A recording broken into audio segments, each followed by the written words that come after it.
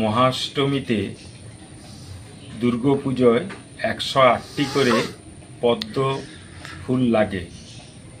সারা রাজ্যে ওই একদিনে প্রায় 1 কোটি পদ্মের চাহিদা থাকে।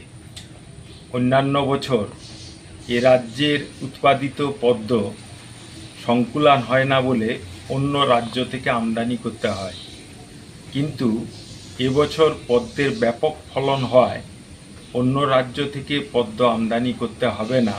শুধু তাই নয়, পদ্ম অনেক কম পয়সাতেই বা টাকাতে মিলবে পুজো উদ্যোক্তাদের।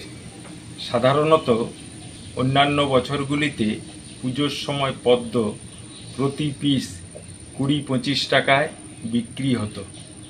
এবছর আজকের বাজারে কলকাতার মল্লিকঘাট ফুলবাজার এবং রাজ্যের বিভিন্ন জেলাগুলির ফুলবাজারে বিক্রি হয়েছে প্রতি পিস 3 থেকে 4 টাকা। খুব বেশি হলে যদি ডবলও ধরে নেওয়া যায়, অষ্টমী বা সপ্তমীর দিন দাম হয়, তাহলে খুচরো বাজারে পুজো উদ্যোক্তাদের 10 টাকার মধ্যেই মিলবে এই পদ্ম। এবছর অত্যধিক পদ্মের ফলন হওয়ার পেছনে কয়েকটি কারণ রয়েছে, যার মধ্যে অন্যতম হল রাজ্যের বিভিন্ন জেলাগুলিতে যেখানে খুব অল্প বৃষ্টিতে জল জমে যায়, আমন চাষ নষ্ট হয়ে যায়, সেখানকার চাষিরা এবছর ধান চাষের পরিবর্তে পদ্মের চাষ করেছে। দ্বিতীয়, সাধারণত শিশির পড়তে শুরু করলে পদ্ম নষ্ট হয়ে যায়।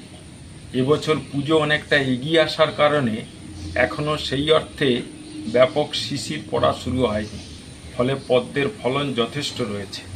অন্যদিকে চলতি বছরে ফুল চাষ সংশ্লিষ্ট জেলাগুলিতে সেই ধরনের বড় বন্যা হয়নি, যে কারণে পদ্ম নষ্টও হয়নি। সব মিলিয়ে এবছর পদ্মের উৎপাদন যথেষ্ট এবং তুলনায় অনেক কম দামেই সেই পদ্ম পাওয়া যাবে পুজো মরশুমে।